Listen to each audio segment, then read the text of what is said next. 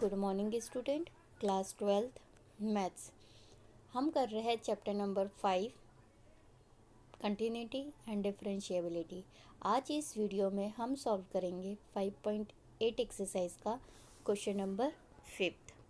Question number 5 आपके पास given है, verify mean value theorem if F of X equals to X cube minus 5x square minus 3x in the interval closed interval a comma b where a equals to 1 and b equals to 3 find the all c belongs to 1 comma 3। मतलब definitely हमें c तो ढूंढना है, चाहे वो Rolle's theorem हो या mean value theorem.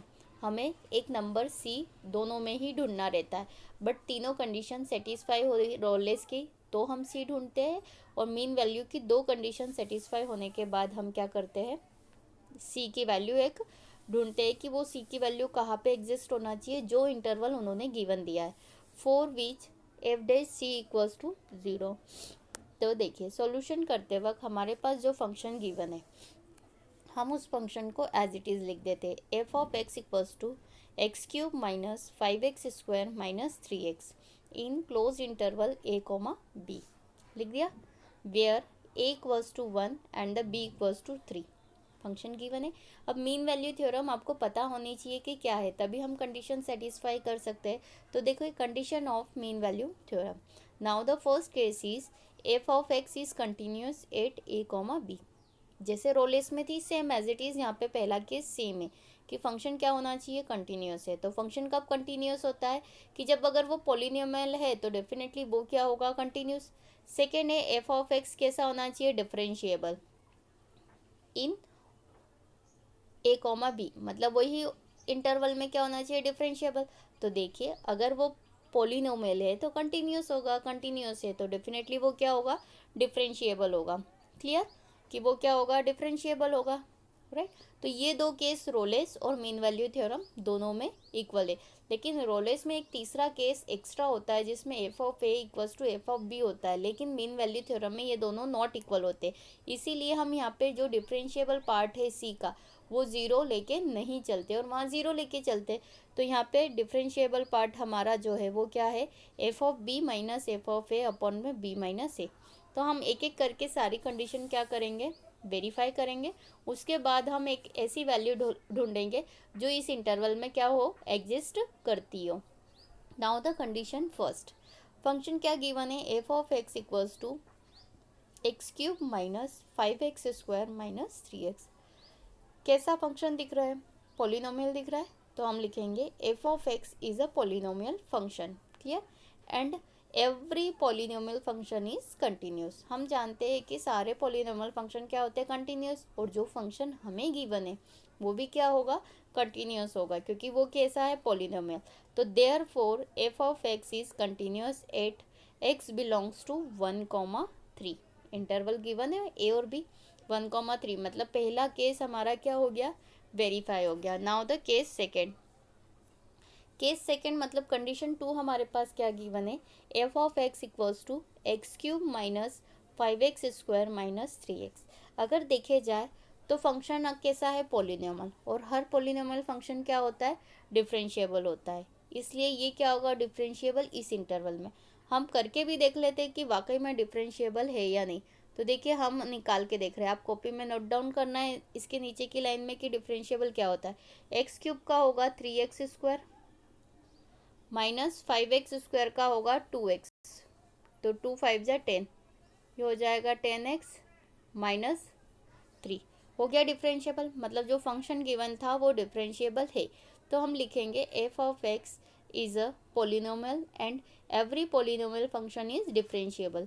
तो therefore F of X is differentiable at X belongs to 1,3।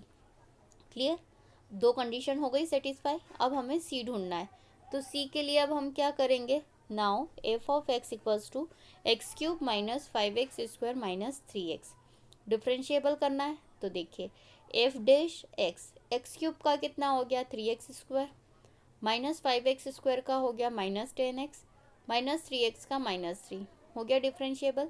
अब हम क्या करेंगे, एफ डैश सी, मतलब जहाँ जहाँ एक्स है वहाँ वहाँ क्या रख देंगे, हम सी रख देंगे।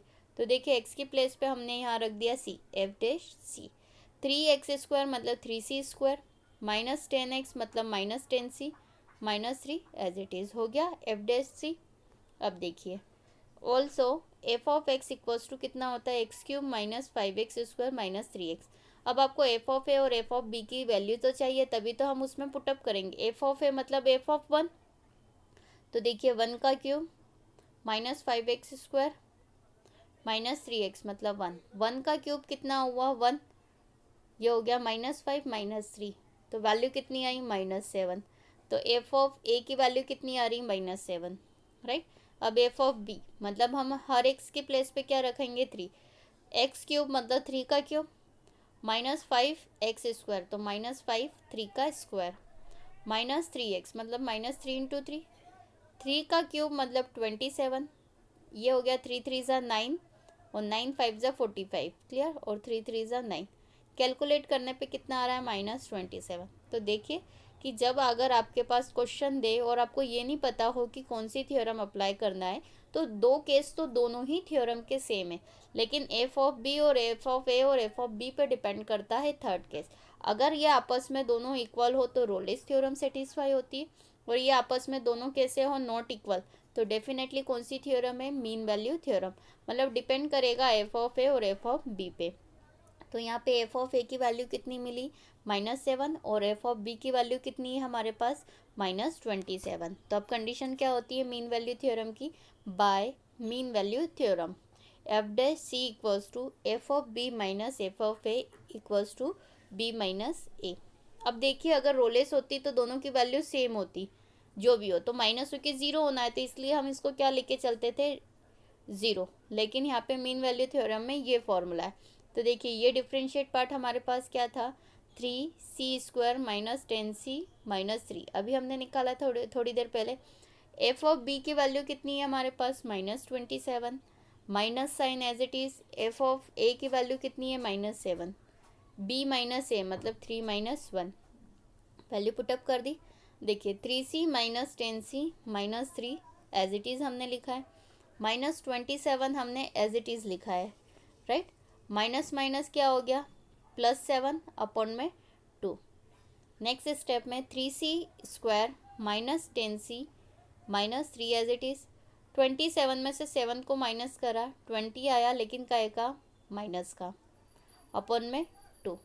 तो कितना बचा 3c² minus 10c minus 3 equals to कितना आ रहा है 20 अपॉन में 2, इट मीन्स -10। -10 कहा जाएगा लेफ्ट साइड, तो काय का हो जाएगा प्लस का 10। तो देखिए 3c² minus 10c minus 3 as it is, और -10 राइट से लेफ्ट में आया तो काय का हो गया प्लस का 10। तो देखिए 3c² माइनस 10c, 10 में से 3 को माइनस करा कितना आया 7, ये आ गया। अब हमें यहाँ पे इसको क्या करना है फैक्टर करना है, मतलब मिड टर्म को स्प्लिट करेंगे। तो देखिए 3c² हमारा एज इट इज़ है, ये 7 भी एज इट इज़ है, राइट। सिर्फ हमें ब्रेक किसको करना है 7 को, 10 को। कैसे ब्रेक करेंगे 3 7 जा 21, मतलब मल्टीप्लाई करने पे कितना आना चाहिए उन दो नंबर का 21, और प्लस माइनस करने पे 10। तो देखिए 3 7 जा 21 आ रहा है, राइट, और इन दोनों को प्लस करेंगे तो भी कितना आ रहा है 10। तो देखिए हमने ब्रेक करा -3c माइनस 7c, 10 को लिखा, क्लियर। तो देखिए इन दोनों में से क्या कॉमन आ रहा है 3c, तो क्या बचा c -1।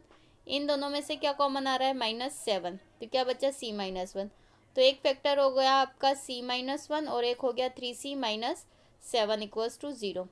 तो एक c की वैल्यू है हमारे पास 7/3 और एक है c इक्वल्स टू 1। तो राइट हमारे पास इंटरवल क्या गिवन है, ये गिवन है 1,3। अब 1 तो ऑलरेडी पहले से ही है, तो ये वाला 1 काउंट होगा क्या, नहीं, 1 तो पहले से ही है। हमें एक ऐसा नंबर चाहिए जो इनके बीच में बिलोंग करता है। तो देखो 7/3 का मतलब होता है 2.33, तो 2.33 डेफिनेटली इन दोनों के बीच में आ रहा है। तो हम लिखेंगे since c equals to 7/3 lies between 1,3, मतलब जो 7/3 है वो डेफिनेटली इन दोनों के बीच में बिलोंग कर रहा है, क्योंकि 7/3 कितना होता है, 2.3 समथिंग होता है। तो हम लिखेंगे C equals to 7/3 belongs to 1,3। Thus mean value theorem is verify, और ये क्या हो गया हमारे लिए आंसर। Thank you.